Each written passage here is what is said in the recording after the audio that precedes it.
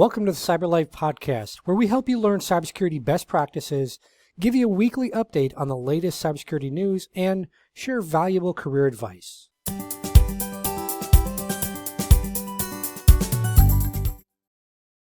Hey everyone, it's Ken. In today's episode, you're going to hear from Paweł Łakomski. He's joining us today from Warsaw, Poland, and Paweł is an experienced IT professional. He's got a focus on IT security, cloud services, as well as virtualization. He's currently working for Microsoft, where he's got responsibilities that include Azure security, as well as compliance. And he works with customers all across different verticals, and he's basically a trusted advisor for them around digital transformation.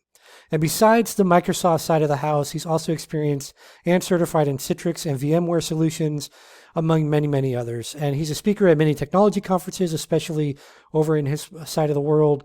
And he just loves sharing his knowledge. He's passionate about technology, and he believes we can use it to make the world a better place. And so in today's episode, Paweł is going to talk a little bit about AI and cybersecurity, as well as leveraging AI like in the modern SOC, and also talking a little bit about cloud security, which is his specialty as well. So without further ado, let's dive right in and learn from Paweł. So thanks again for coming on the show today, Paweł. Today we're going to be talking about, for the audience, we're going to be talking about AI and cybersecurity and also the modern SOC. And specifically, we'll be talking about generative AI, which right now when we're filming this is all the buzz. So generative AI obviously has become a lot more popular, and especially over the past like 6 to 12 months or so. So do you mind just explaining at least your thoughts around how generative AI is going to be transforming the SOC, and also maybe the impact that it's either going to have in the future or currently having on organizations that you're working with? Sure. Well, first of all, thank you again for having me here tonight. My name is Paweł Łakomski. I work for Microsoft in Poland. I'm a technical specialist dealing with cybersecurity and compliance. So when I've been, responding to your questions or giving my insights, they can be like slightly more based on Microsoft solutions because this is what I work with. But well, generally speaking, I think, first of all, there is a buzz regarding generative AI, also in cybersecurity, and I think there is like lots of exaggeration, maybe myths. What generative AI can and cannot do for us. So I think the most important thing is to set up some expectations, let's say. So for Microsoft, as you may know, we have a large ecosystem of copilots. There's these solutions that right now in the middle of being bounded into different solutions like Microsoft 365 and, let's call it Defender in general, so our security solutions. And I think, many people expect AI to suddenly be able to resolve all our problems or challenges in cybersec. Well, it might not be the case, but for sure it can be very helpful. Right now, we are focusing on something that we call a SOC Analyst persona. So a person working in Security Operations Center, mainly because it's a high efficiency gainer for us. So we can do quickly lots of things that can save lots of time and maybe help a lot very quickly, but basically doing it in a few months. So I think we shouldn't expect, although this is like probably a holy grail of cybersec, having AI that will be able to do incident response fully. Right now, we are focusing on augmenting or maybe helping an analyst to get their job faster. So this is what we do right now. So you mentioned, kind of augmenting, the human element and helping with things like incident response. With organizations, at least the vast majority have both an on-prem and cloud presence, whether that's private or public cloud or a combination. But are there any other like unique security challenges that you think AI can help us address besides just incident response? I think the AI is very useful when it comes to speed, right? It can give us the correct context and then maybe show us something we might have missed. So I think one of these areas is something that is getting more and more popular, but still is maybe, well, not so much well, solutions regarding this area are not deployed a lot, but well, let's call it insider risk. So insider risk management. So this is an area where when you try to deploy a proper zero trust, you still face many challenges because after all, these are your employees, these are your people, this is someone in your organization. And I think AI comes here with help, which can give you a not only something we've been doing for quite some time, so showing anomalous behavior of your users. So you know, user entity behavior analytics, or maybe showing spikes in different strange, maybe anomalies again, behaviors, but being able to show and see the whole context of the person in the organization. So there are status, maybe the history of their device, the history of incidents on their device. So I think this is something where NI can help a lot because it's kind of still quite difficult to do it manually and to do it with existing solutions. Then again, I think, you know, even not talking about incident response, but the first few steps when you, as a SOC analyst, you come into, you know, to work, and the first thing you do after the coffee is just, you know, thinking what you should be doing today. Maybe which incidents are assigned to me, or which incidents should be assigned because they are high priority. So this can be easily done. Just, you know, ask Copilot to show it to you, maybe try some clustering just to avoid, you know, getting too many incidents or too many alerts at the same time. Just show me, you know, clusters of similar incidents that I can, you know, choose from, and maybe I can focus on. And then maybe triage, because again, showing the whole context and visibility into different parts of not only incidents but entities that can or are involved in the incidents are very important too. So I think these are areas where we are trying to focus right now. So to speed up the response, to show the context, and maybe use this context to our advantage. So do you think that that generative AI can be leveraged for really helping us with identity access management, and specifically focused in cloud environments, which at least here in the US is one of the biggest challenges, is maintaining that proper IAM. So do you think that organizations can effectively leverage AI as part of, you know, kind of solving for that problem around identity Mhm. access management?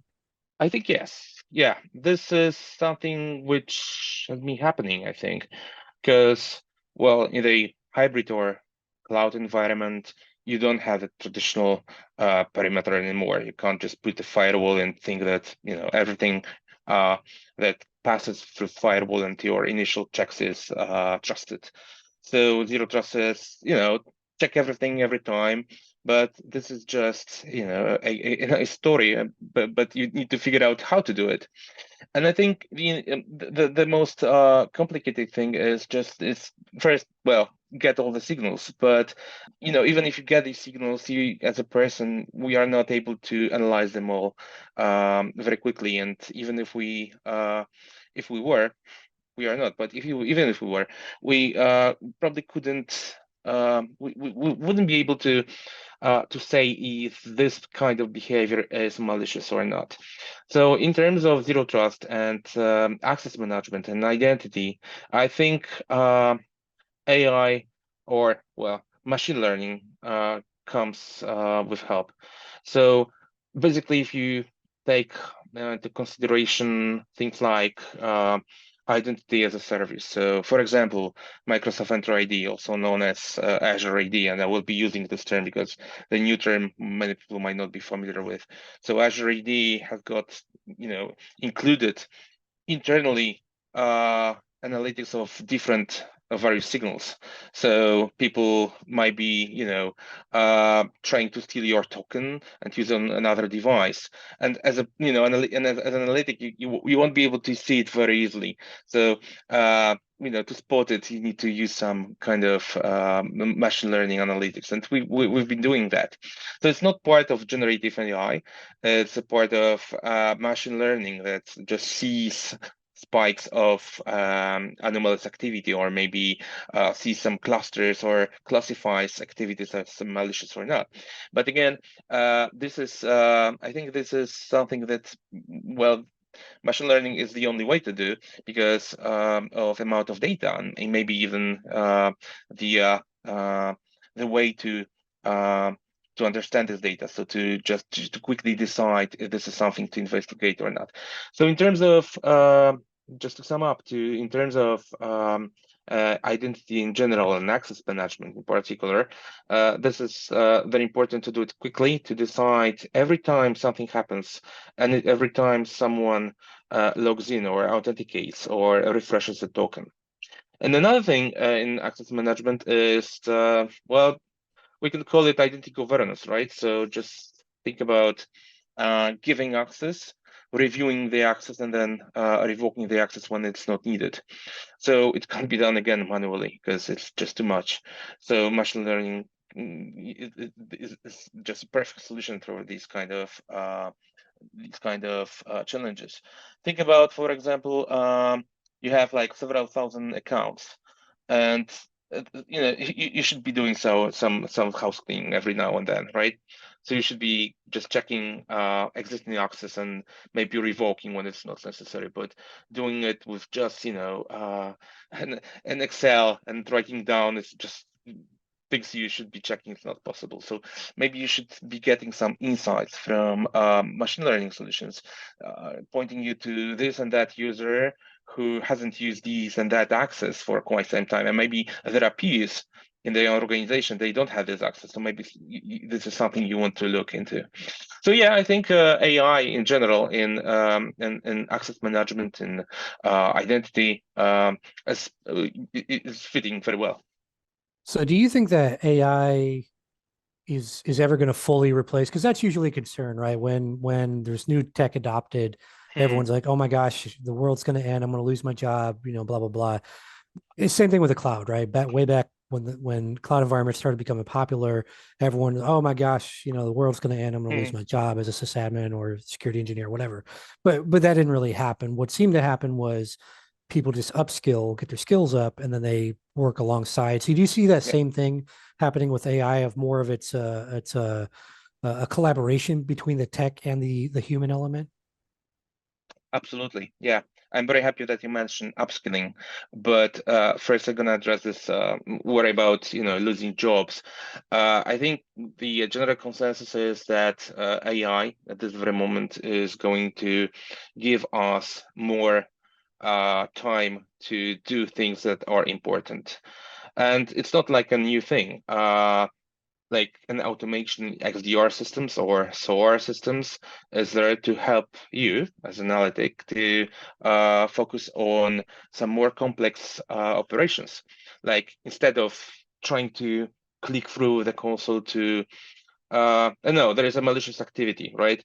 It's not a brainer that you need to, it's not rocket science. It's just, kill the process and put the file into the quarantine. That it should be done automatically. You shouldn't be spending 30 minutes doing it manually, and we are pretty much all agree about that. And it's the same thing. So speed up things that are simply repetitive, maybe boring, maybe just they are to be found anyway, but you can do it quicker, so that you can do RCA. You can focus on on figuring out where these malicious activities come from, not just trying to stop them. So this is the first thing, and I don't think, well, never say never, but again, at this stage, I'm pretty much sure replacing human in security operations center is simply not possible. And I think what you said is very important. So people should be learning how to work along with AI. Um, just like computers. I don't think anyone could say that, because of computers, people have less work. I think it's the other way.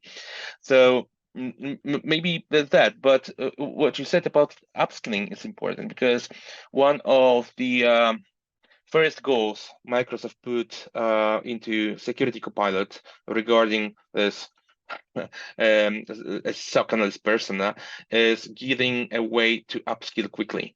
So, for example, you don't have to fully know KQL syntax to work with KQL, because you can ask Copilot or ask another solution on the market to generate a nice KQL query for you. I got the question, or maybe a remark from someone on one conference regarding that. And the lady, I think it was from the education market, but she said something kind of important, but at the same time, she said, well, so right now you're saying that no one's going to learn anything because they don't have to. Isn't it like a bad thing? And as always, it depends, right? But I don't know, and you don't know many things, and I won't be able to learn it because I don't have time, and I don't have to. Well, I don't have to know exactly how the engine of the car works. I don't know anything about cars, to be honest. I know how to drive. So basically, it just doesn't stop me from driving where I want. So I don't think it's again, it's something that will make us stop learning. It just gives us different ways to learn, and maybe it's going to help us learn. So this is something important. So to sum up, no, I don't think at this time AI is going to take our jobs. I think it's gonna be the other way. It's gonna create jobs, because someone will have to look into these algorithms and to decide if they're right or not. And last thing about it is that I think it's kind of the right thing to do, and Microsoft does it, and we clearly mark content created by AI in general. So whether it's just an image created by DALL-E or response from Microsoft 365 Copilot, it says, well, this is something created by AI. It can be wrong. So, check it and just make sure you don't use it blindly, right? So you need always someone to have a look. And when we introduced Security Copilot in the very first period to a few selected customers, there are SOC people who were very happy about it. But what they said, well, just, they said it's very nice, but just make sure it doesn't do anything by itself in my environment. And it doesn't. Maybe one day it's going to do something like, automated incident response. But at this moment, it will not work without a human operator. So Pavel, any final thoughts or advice, or even like best practices for organizations out there that are looking to pull in, either machine learning tools, or pull in generative AI into their security environments? Like any kind of suggestions you would have for those, or considerations you would have for those organizations? We are quite often asked what I can do to be prepared for copilots, because I don't have access yet, but there is something to do anyway, probably. And the answer is yes. Well, you should prepare your data. I think the cloud is the only proper answer, because these solutions work in the cloud.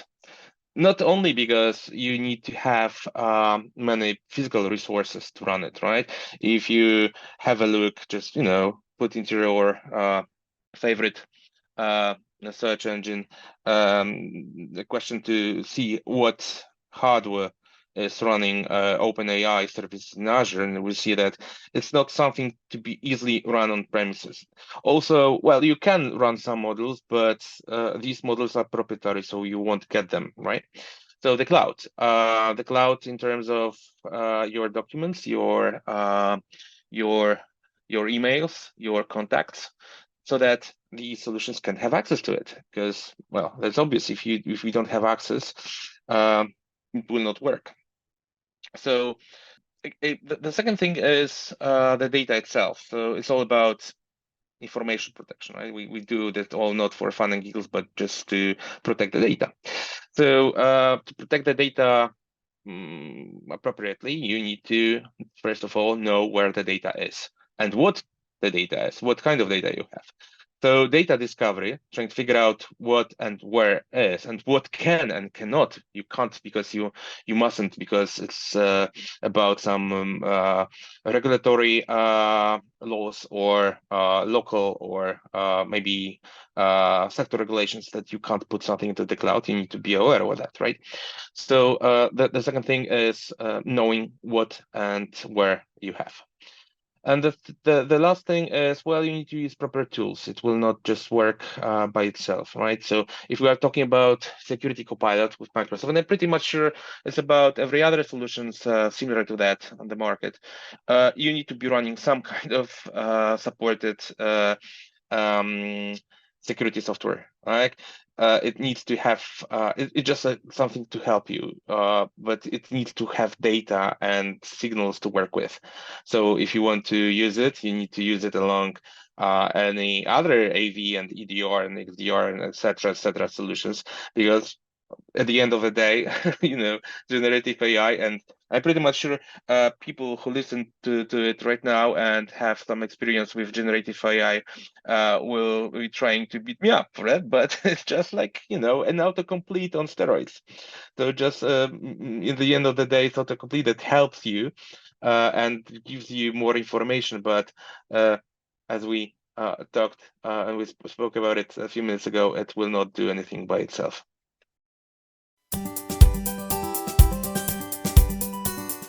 Thanks for listening to the show. If you're looking to secure your business better or build up your cybersecurity career, then check us out over at cyberlife.tv. That's CYBERLIFE.tv.